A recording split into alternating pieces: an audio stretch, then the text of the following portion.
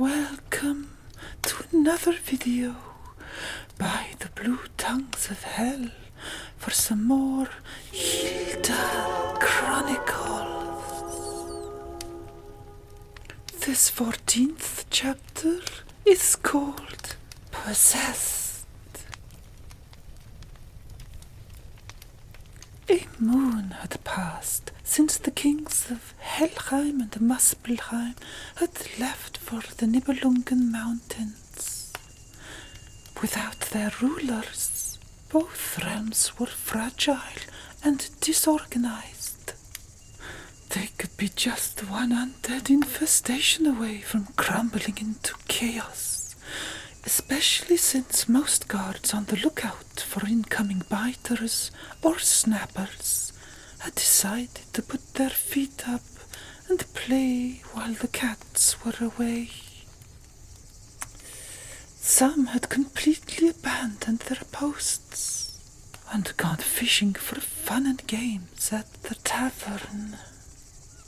Others were busy on barnacled rocks, skewering logworms onto hooks and braving the waves, while flicking and swishing their fishing tackle with malicious content. Those, however, who were too scared to leave the city parapets were too distracted by their gloomy thoughts of what they should be doing instead. They were doing a sloppy job and didn't spot Hilda and Kyoko riding off to Elivarga River. Not that they would have bothered to stop them.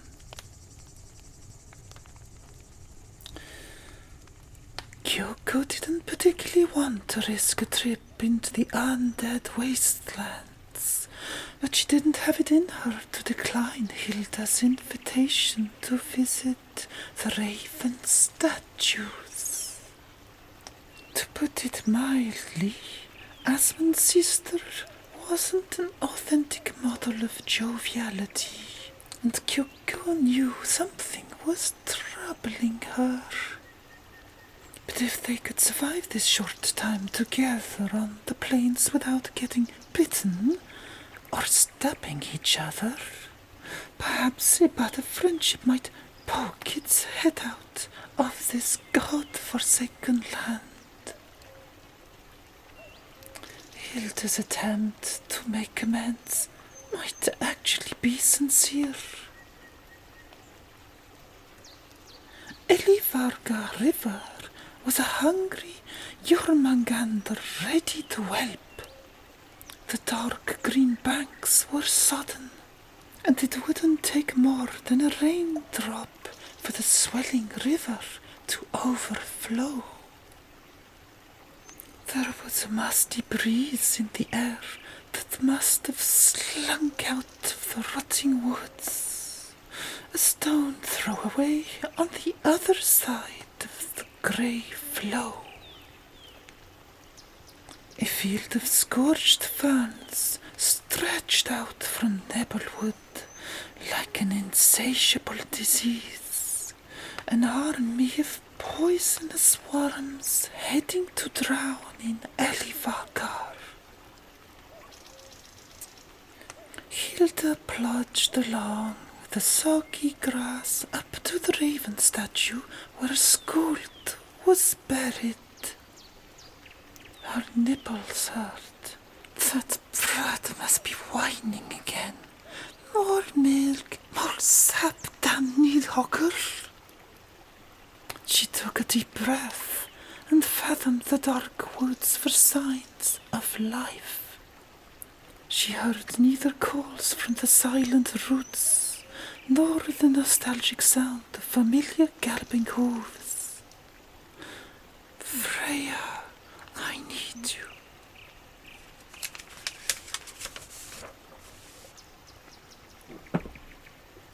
Kyoko was about to ask Hilda what was on her mind when a clatter of wooden planks ping-ponged out of the royal burial ground. She warily approached the edge of the pit where King Agni and Queen Eleanor had been buried. Mindful of the slippery stones and muddy grass, she squished under her shoe one of many dead fish scattered over the banks. Its eyes gushed out with the same fluidity as its flushed poisoned entrails. A blonde woman was digging at the graves below with her bony fingers. The Drakkar tomb had been damaged, and there were no bodies in the 2 sepulchres, smashed open from the inside. Nevertheless, the woman clawed at the tomb with persistence until she sensed the warm-blooded onlooker and twitched with the uncanny similarity of one who is undead. Hilda gripped Kyoko's arm with her 2 hands and peered into her Vatir's grave. A withered face covered in peat glared back up at them. Despite the scarred sallow skin, the messy torn hair entwined with reeds, Hilda recognized the living corpse that once belonged to Hedil's mother, Skuld. Hilda fell to her knees, and the undead Huldra snarled.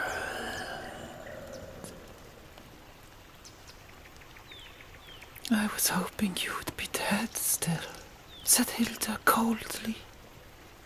Skuld fought her way out of the Drakkar and scrambled towards the muddy walls. She leaped upwards, giving the 2 observers a start, but slipped and fell heavily on her back, which didn't deter her from snapping a few more ribs as she failed a dozen more times.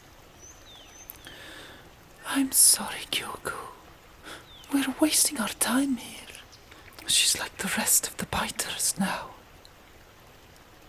Let me try anyway. You wanted to know, didn't you? I want to know many things, but seeing her like this is almost as painful as remembering what I did to her. Irankarabde Skuld, do you remember me? I am Kyoko. We spoke while your son helped bury Asmund's mother and father. Do you need our help? Hilda saw the savage undead corpse pause her lame attempts to escape and turn her head towards Kyoko. With a crackle of vertebrae.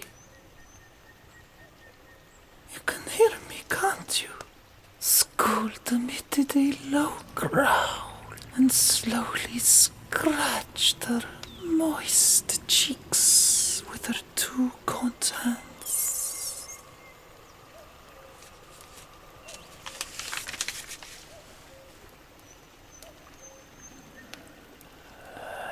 Flower from the east, I remember. Oh, come down. I can't hear you clearly. Hilda, she can hear me. What do you want to ask her? Hilda imagined Skuld dying in front of her and wept from the one eye she had left. Ask her what she wanted to tell me before... Too late for regrets, daughter of Skegerd and Freya. Tell her to jump down and give her Modir's abandoned companion a hug. Kyoko didn't understand. Your Vadir was King Ogni, wasn't he, Hilda? Who is Gegard and Freya? She says she was your mother's companion. Freya is my horse, and Skegard is my Modir. She died when I was young, struck by lightning. What did she mean by companion? Tell her to drink up, drink. Skuld won't be here forever. You have to grow up, Hilda. Let me help you one last time. Tell her. I'm sorry for what I did, Skuld. Tell her I know who Hedil is, and I don't care. I shouldn't have been so weak and blind. Skuld. Hilda is sorry.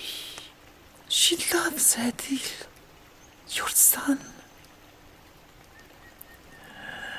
I loved her like my own child. I watched over all my children. Freya's raven, Ogni's buck, and our dear bastard Hedil. Tell her to jump. We have so much to share. Do you know who she really is?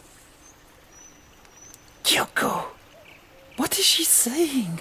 Tell me. I don't know, Hilda. She speaks in riddles. She says she has always watched over her children. The raven, the bug, and the bastard. Children. She whelped someone else. Kyoko knelt beside Hilda and closed her eyes. Skuld, please tell me who your children are. Hilda isn't of Skegard, and Freya is Hilda's horse. I don't know what you mean. Skuld grabbed a piece of snapped wood and sent it crashing against the rotting Drakar. She ripped out a thick lock of blonde hair and howled at the mud, hiding her hooves. If you promise to calm down, I will tell you all about the person next to you.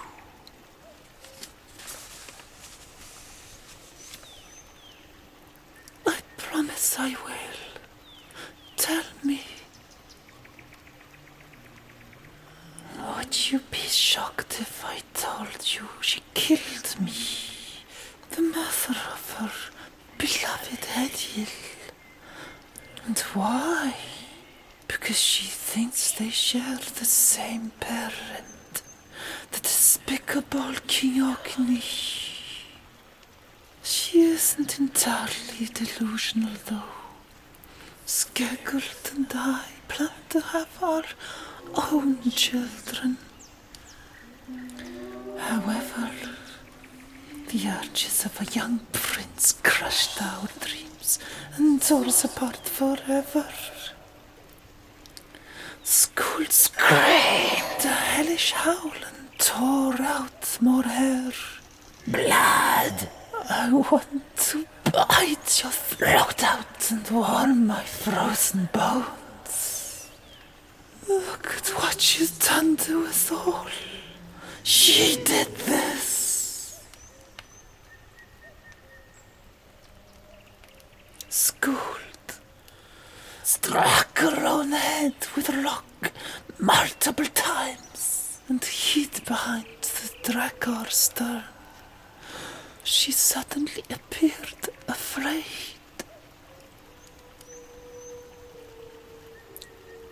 She wants to eat us, Hilda. She says, you did this. What is the meaning of that? She also said you need to drink up. She'll explain more about Freyr and Ogni if I join her. I promised I would go down there, but... But what? Replied Hilda, nudging Kyoko over the edge. Kyoko couldn't believe what Hilda had just done and watched the one-eyed woman blur out of focus.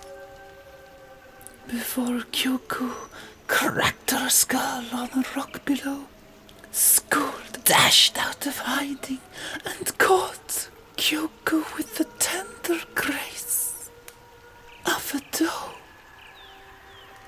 Skuld sniffed Kyoko's neck.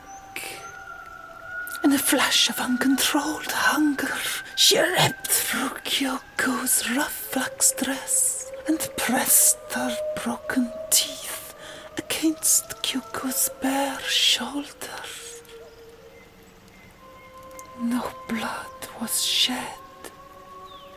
Both of them froze, and Kyoko dove into Skull's shattered mind. Hilda was already gone. She'd left Kyoko to die.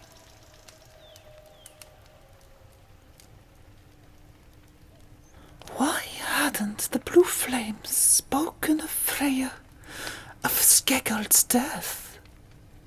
What was the Order of the Mist hiding from Hilda?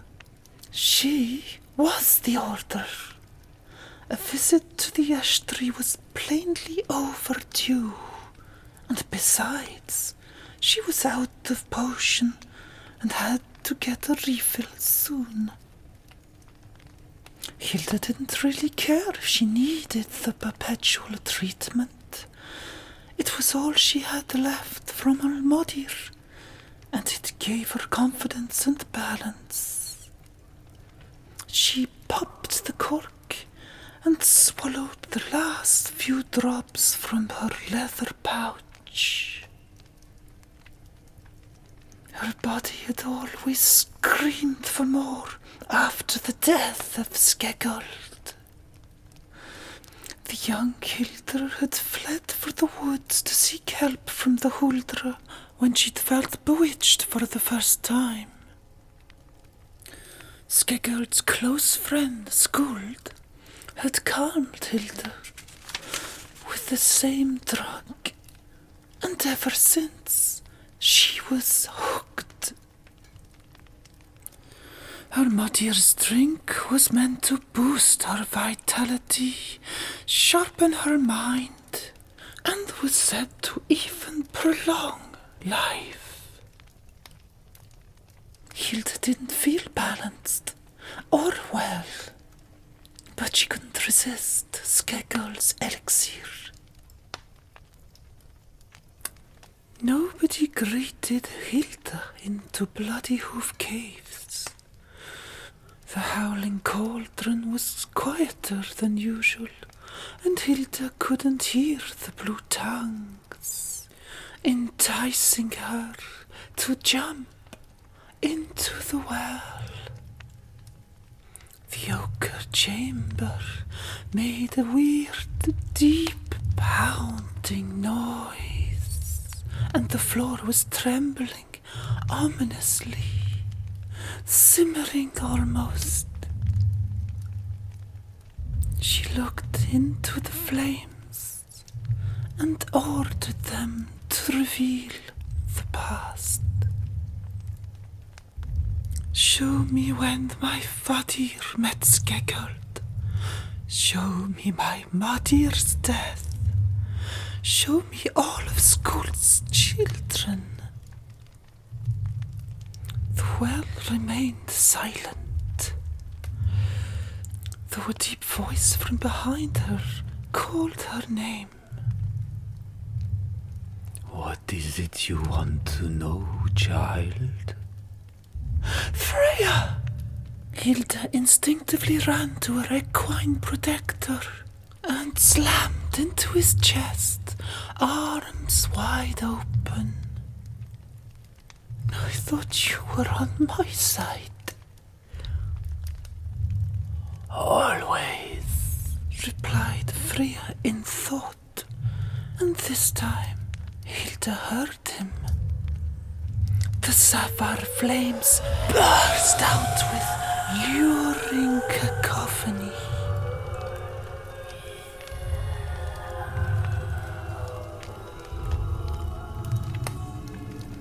The earth shook all around them.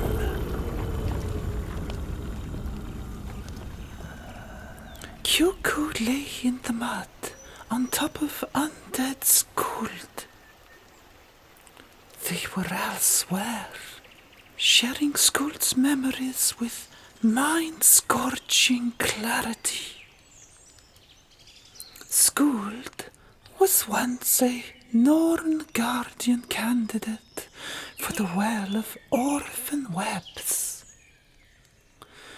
She had shown promise during the years of training, and with the absence of Ordor, the Norn monarch of the Black Warders, it wasn't inconceivable that she'd take the reins there one day.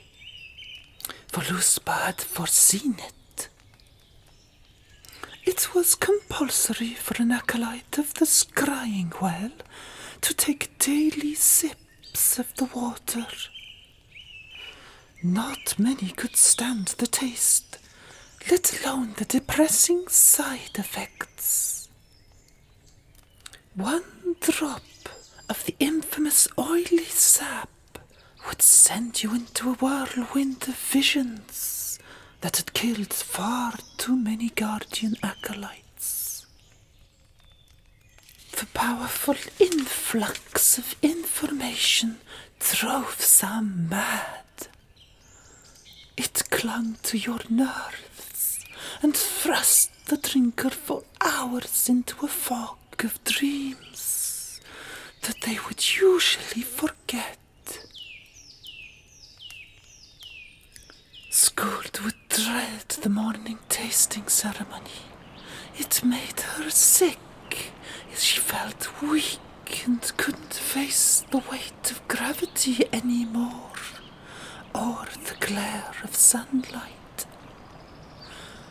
And Skuld was one of the more resistant acolytes. Towards the end of her apprenticeship, Skuld practiced memorizing what she had seen. She remembered the first time she was able to clearly recall a vision, because it was unsettlingly personal. She saw a young Prince Agni who lived in the realm of men in Vanaheim. He loved to hunt, and it wasn't just the thrill of taking another living creature's life, or preparing the meat to be cooked and eaten. It was also the beauty of tracking one's prey and outwitting an animal whose survival instincts were 1,000 times sharper than a human's. Depending on the time of year, the stakes of a hunt could be of some importance too. When the food stock was low and the crops had suffered poor weather, that only added to the pleasure of Agni's lonesome hunting along the eastern shores, down Elivagar River, and on the outskirts of Nebelwood. After a spirited night with the king's friends that almost lasted until dawn, Ogni chose to treat his queasiness and own spinning visions to some fresh air and a morning hunt. He gathered his sword, his bow and arrows, and took off for Nebelwood. He made several stops to admire the contents of his stomach in patches of spring flowers, and finally arrived in the dark woods. A few hours passed, and the prince was feeling slightly better. He'd missed a few foxes and squirrels, and a fierce brown bear had scared him off towards Catiorgel stream. And that was where he fell upon a dark chestnut-haired woman paddling in the cold water. She seemed to have known he was coming and was trying to get out of the stream without exposing her nudity. Ogni found a secret pocket of energy left in his uncoordinated body, skipped into the water and scrambled up the other bank to help the young woman up. She felt trapped, but didn't run away, letting Ogni pull her out of the stream. The young man tugged her too strongly, and she landed in his arms, which the dreary man considered as an invitation to go further.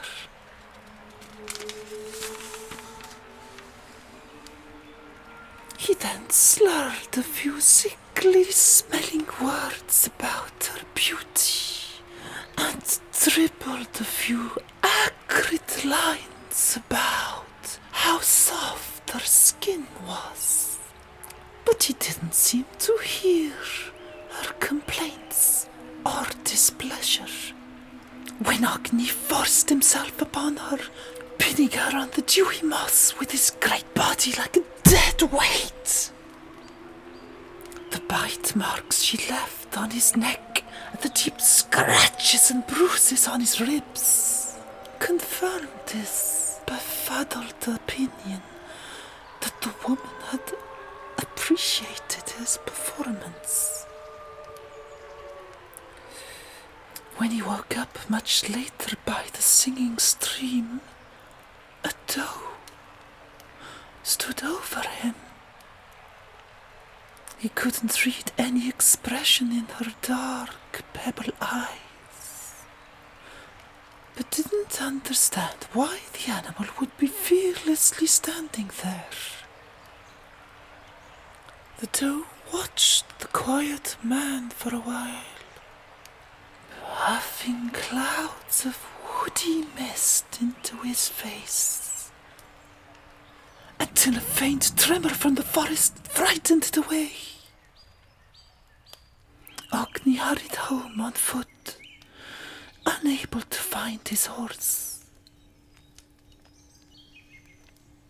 Several days later, when the prince decided to return to Nebelwood in search of the vague memory of a pleasant encounter near a stream, he came across a hooded woman holding the reins of his lost horse, as if waiting for him. She told him her name was Skegold, that she wasn't from Helheim or Muspelheim, just a villager from the northeast. Ogni couldn't remember any village east of Muspelheim, but didn't delve into the matter any further. He was lost in her enchanting dark eyes. She touched his face and asked what had happened to the poor man, and he replied that it must have been a bear attack when he entered the forest after drinking too much. Her watery, elegant eyes reminded him of the does. Kyoko and Skuld experienced the vision as if they were living it, and heard Skegard speak to the enamored man.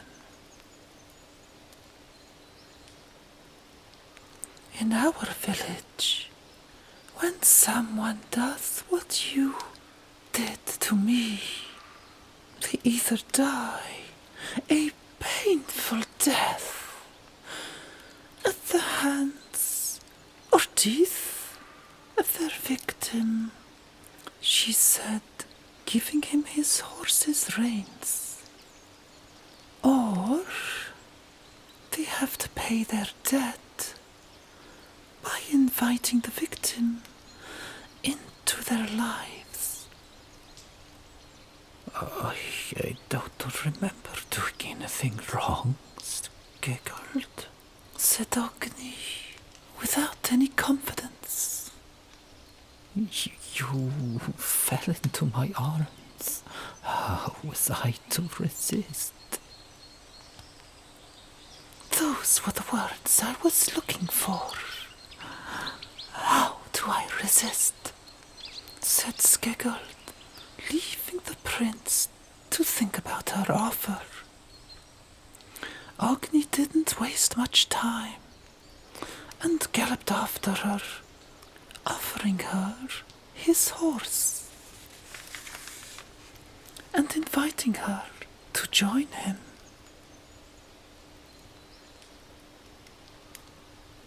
Skegard walked beside him, holding the reins of Ogni's horse.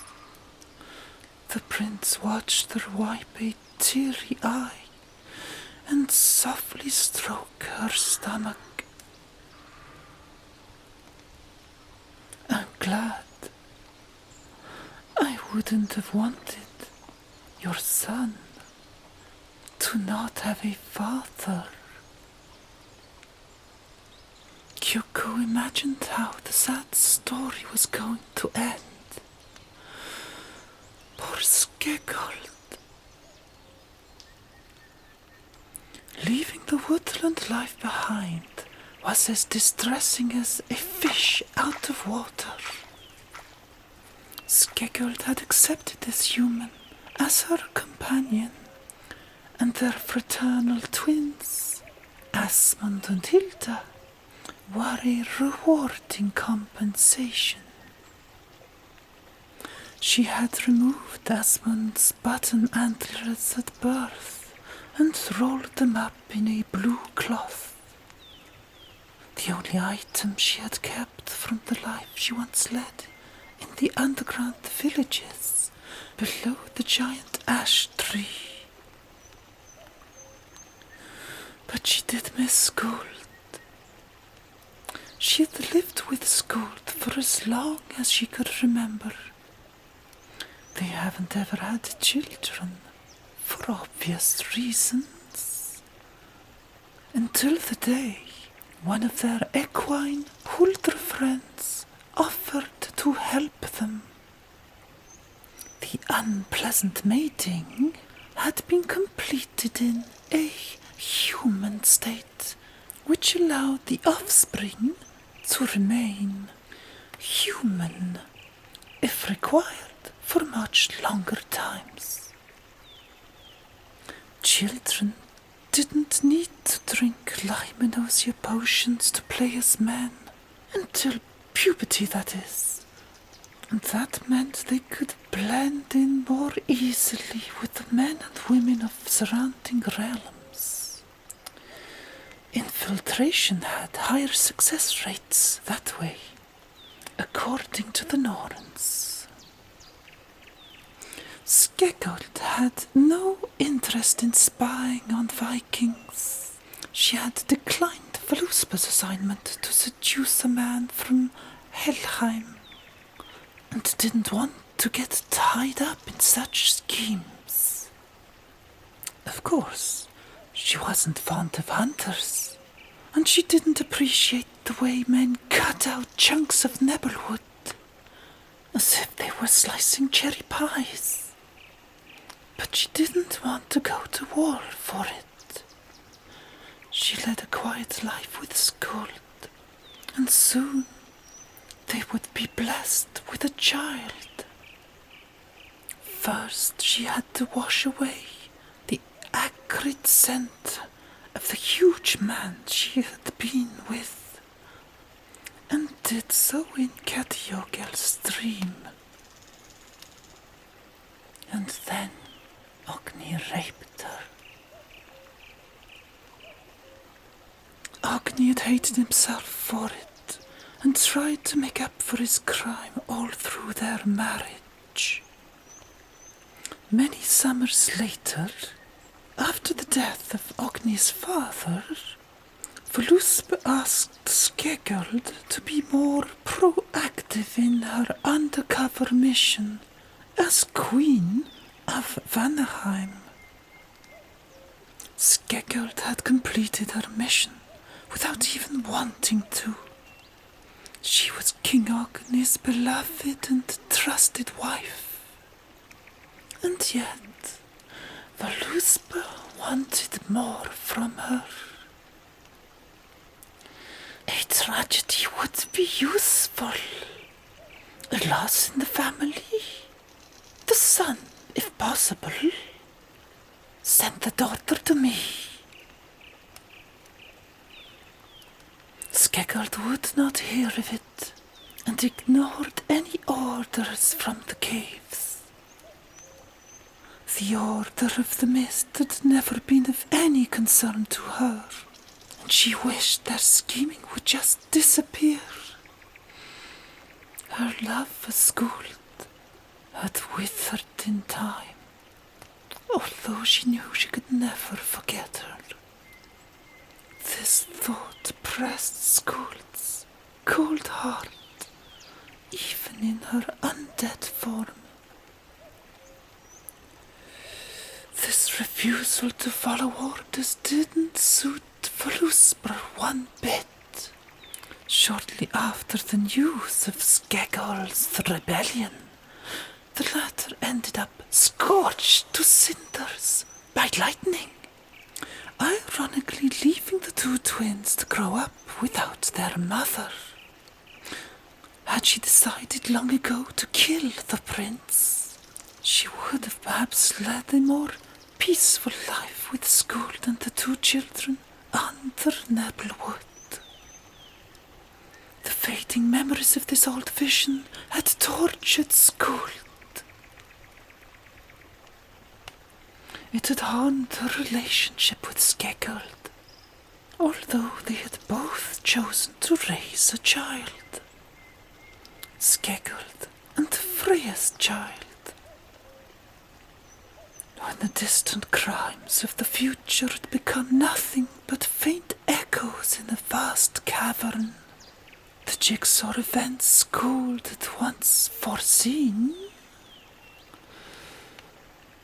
that Kyoko and Skuld had just experienced, slowly began to fall into place. She had felt trapped and powerless as a terrible reality replaced her vague visions and stole Skeggold away from her. Heartbroken by the death of Skeggold, Skuld was convinced that Voluspa and the Order were behind it. She became distant, avoiding her responsibilities as a future Norn monarch, and grew closer to King Ogni. When Skeggold had left her to live with a human, Skuld often spied on Ogni. When Skeggold died, Skuld endlessly watched over the children, and one day her path crossed the King Ogni's. She was desperate to have a piece of Skeggle's life back, and wanted to know why her companion chose this man who'd treated her so badly. When Skuld mated with the king, she cried. He was so gentle, so considerate, and yet her lover was dead because of this man. His poison was within her, and she felt as sick as the first day she drank the black water. Several seasons later, Hedil was born, and Skuld gave her child away to Queen Asgard. She let King Ogni live his life, and kept a watchful eye on Hilda and Asmund. It wasn't until Hilda's puberty that things started to go wrong. Hilda had gone missing, and was found days afterwards in the woods. Skuld had found her in the shape of a foal. Skuld took care of Hilda, gave her a potion to drink that she was apparently aware of, thanks to Skeggold. Skuld explained as much as she could about whom Hilda's mother was. Instead of being appalled, Hilda wanted to know more, how to get a regular supply of Limenosia to stay normal. The Order of the Mist decided that Hilda would be of use. Skuld was to kill the child so that the mist could bring her back with partial memories. Skuld slit Hilda's neck while she was drinking Limenosia that tasted of Modir. She found it difficult to control herself, with blood pouring all over Hilda's body, and Skuld transformed into an uncontrollable drog, tearing the child's chest apart and eating the scarlet dying heart.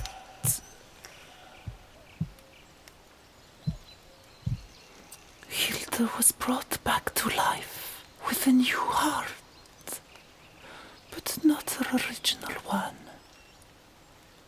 Skuld had absorbed part of Hilda's body, and the Order had taken away some of her past. Hilda knew it was vital for her to drink her special potion, but didn't believe it was because she was the daughter of a Huldra. She didn't quite remember, while also denying the possibility of it being true. She was certain that it would simply keep her from being infected by the Huldra or turning into one, and that she could somehow use the Huldra when in need. In a way, Limenosia was her Modir's milk that she had been deprived of, and it made her feel warm inside.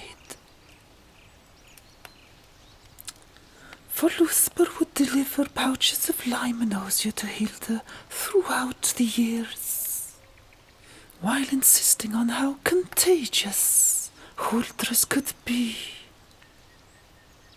Hilda was to become a great asset in the plans of the Order of the Mist, and though Skuld disliked the idea as much as Skeggold would have, she also needed to keep Hilda safe. Skeggold's Hilda, the child she never raised. My dearest daughter, may you one day find peace in your troubled heart. Skuld woke up from the shared division with Kyoko, and had the taste of Hilda's heart in her mouth. I will always love you, Queen of Darkness. Skuld woke up from the shared division with Kyoko, and had a taste of Hilda's heart in her mouth. I will always love you, Queen of Darkness. Kyoko hurried out of Skuld's reach. Hilda is a Huldra. Asmund as well. Pekar, Nabori. Kyoko held her swollen belly and shivered. I have a special place for your heart too, Kyoko, daughter of the mist. You and your little demon. I see more than you can imagine. Leave us alone. You're just another ghost who loves to torment the living. I know your kind. You must know how this ends then, daughter of the mist. Let me show you. Growled Skuld, scampering towards Kyoko. With her jaws wide open, ready to take a morsel out of Kyoko's thigh, Skuld faltered for a few terrible heartbeats. She released her grasp on Kyoko's leg and howled to the pastel moon in the sky. In a similar fashion to when she mysteriously hid in fright behind the burial boat, Skuld staggered to the muddy walls and tried to claw her way out of the pit. Like a reflection of Skuld's anguish, came an apocalyptic thunderbolt that deafened Kyoko, who saw Skuld stumble backwards and fall into the regal tomb. The ground shook so violently, it tossed Kyoko to and fro like a fish being fried in a pan. The burial walls split open, and a crashing wave of water from Elivagar River came blasting through the cracks. Kyoko was caught in an ascending whirlpool of warm water that luckily dragged her away from the direct danger of great slabs of earth and rock. Rising monoliths grinded and mashed everything around them like a pestle and mortar. The burial ground was but a memory, and even Agni's raven statues were swept away by the rolling hills and wild waves. A deep chasm tore through the countryside, leaving behind a black fork of lightning and hissing steam.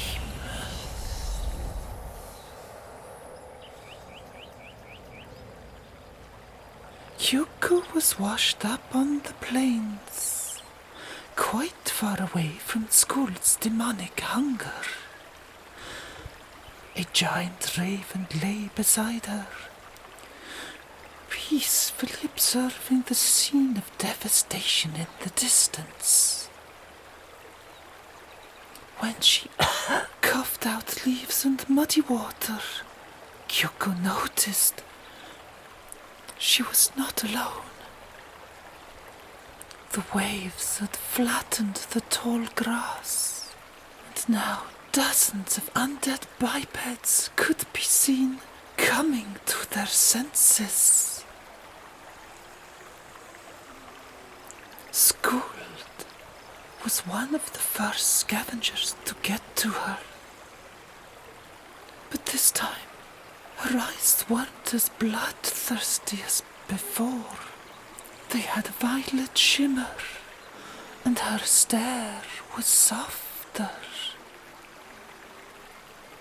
Kyoko saw a faint turquoise aura radiating around the undead corpse, which pointed to another paranormal apparition.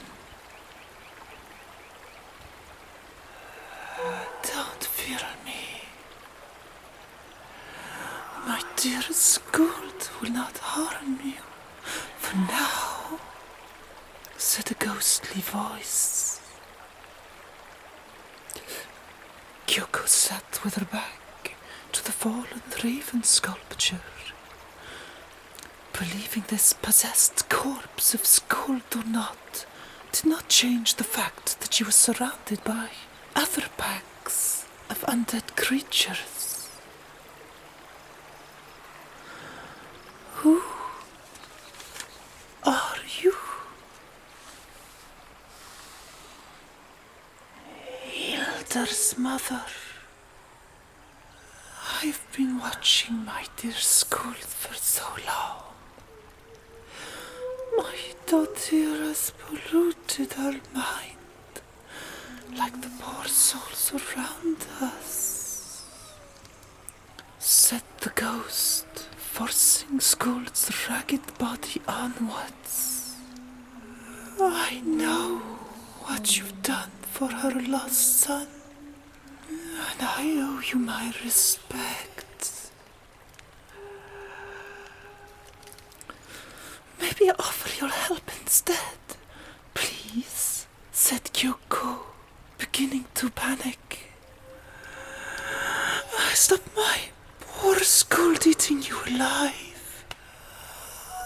That might suffice, said Skeggold with surreal sensuality. Get up. It isn't over for you yet. Be forgiving. It might save you. Kyoko lifted herself up and looked for a direction to run. The only possible way was southeast, away from the dragon's breath slithering out of the glowing cracked earth, away from the undead, slightly more crowded to the south. Kyoko didn't give Skeggold's words of wisdom any thought, and hobbled away as fast as she could. Behind her, Skuld's body fought off a young boy with a split head, while hanging on to the arm of an undead old woman from Vanaheim. The undead were quick to their feet and spotted the easy prey a mile off. A pack of 7 sprinted towards her, leaving no hope of escape.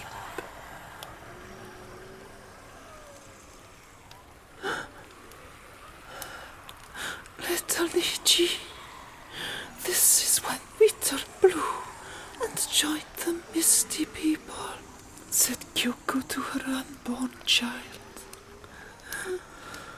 Apple will be there for you forever. The scrambling half-dead corpses rushed forwards. The sound grew louder, and Kyoko muffled her ears in her hands. The ground rumbled like another earthquake building up, and when she felt the end had finally come, a cold breeze brushed over her bedraggled clothes and hair. Another strong gust of wind passed by, and she heard the crunching and cracking of bones, drowned in the thunder of galloping horses. When her eyes opened, she saw a massive horse smashing through the undead like a door, snapping long icicles on a winter morn.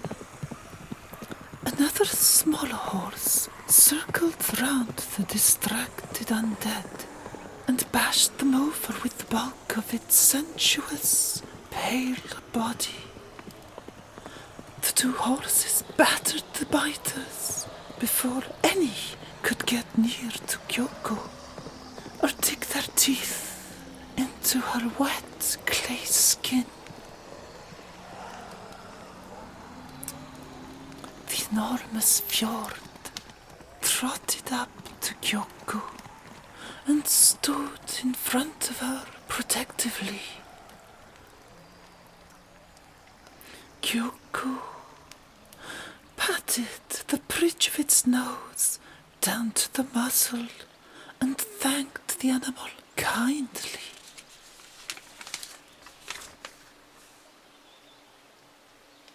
Yes, you are right to thank him. Freyr was the one who convinced me to save you, said Hilda, stepping out from behind the horse. Hilda, we don't have time, Kyoko. The shivers of Loki rang the dinner bell for the entire island. Hordes will be upon us before dusk. Hilda, I spoke to... Yes? To Skeggold. Freya shook his mane vigorously and plodded backwards in the muddy flattened grass, dazzling Kyoko's eyes in the setting sun. Kyoko raised her forearm like a sunshade and squinted in Hilda's direction. There was a sapphire halo growing around her body. Freya spotted one of the undead creeping up on Hilda and reared to pound on the female attacker with a heavy blow. "Don't!" cried Kyoko, diving under the hooves, about to crush Skuld's already damaged head. "It's your mother! Skeggold is here!" "Wait, Freya," ordered Hilda, and the horse cracked and twisted back to his human form.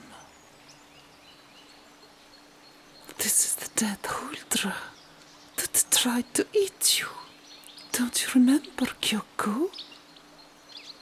"Oh, I remember. You were eager to serve me as her first meal of the day before leaving." Kyoko sighed and helped the living corpse up to her hooves. "I forgive you, Hilda, whatever the consequences. Luckily, my child still has a strong kick."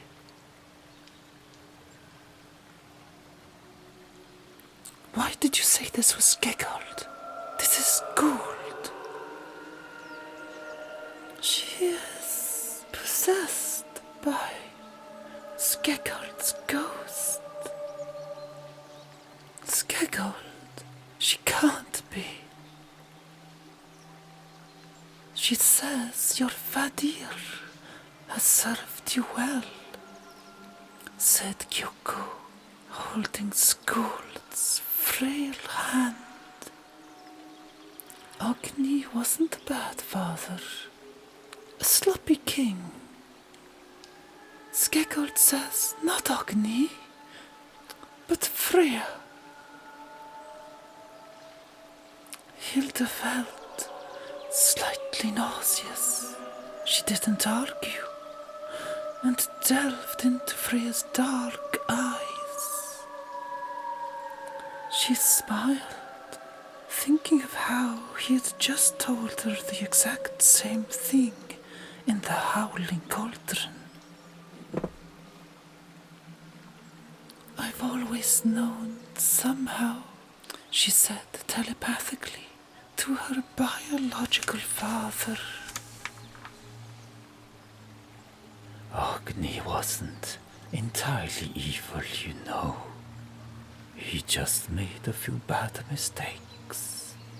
Like you have, my daughter. We can still fix everything. The Ashtree demands it. Hilda pulled out the leather pouch she had used since Skeggold died. Ask her this. Why hide the truth? Does Asmund know? Kyoko listened to Skeggold, whose voice was weakening. Her undead vessel was pushing her out.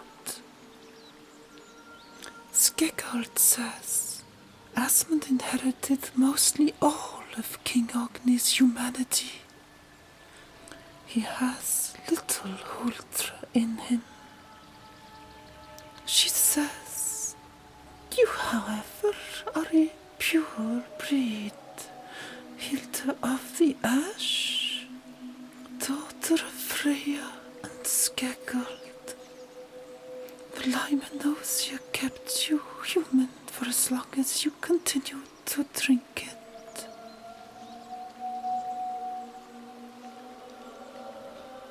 But Freyr can't be Asmund's father, can he? How could that be possible? We're twins. Kyoko let go of Skull's trembling hand, but repeated the words of the ghost possessing her late lover. A doe, sired by two different males. One, a kind friend, a mighty fjord. The other, a drunken son of a king with a mighty debt to pay. This regrettable clash of predicted events brought so much sorrow to poor Skuld,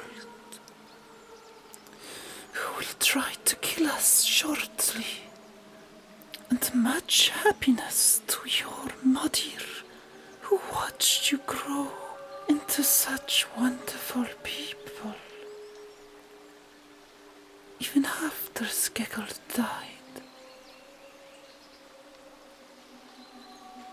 Kyoko thought of Skuld's dream and asked out loud, knowing they didn't have much time left. Skeggold? Who had you killed? Was it Völuspá? Hilda frowned at her brother's wife with disdain of old. Tell my powerful daughter to use her talents too. Skuld twitched a few times and shook her head irritably. Tell her to heal the island, not destroy it. Revenge serves no one. Tell her that Hedi isn't her brother. Fight together against the true enemy. And Kyoko, Skuld, coughed up black bile and looked into Kyoko's eyes. Remember, you have good in you too. Avoid the hand of Thor. Now run. have to go, cried Kyoko. Skeggold is gone. What are you on about? What is she saying? Yelled Hilda. My dear, don't leave me again, my dear. Hilda, we must flee. Only the undead remain, said Freya in thought. Hilda, either join her here in death, or meet her another day, if we are lucky, said Kyoko. Skuld started to moan and viciously lashed out at Hilda's throat. Freyr kicked his old friend out of the way and motioned Kyoko to ride on him. Quicker than a flick of the thumb, Freyr was ready to gallop southeast with Kyoko on his back. To Kyoko's amazement, Hilda dropped her leather pouch and switched into a white horse.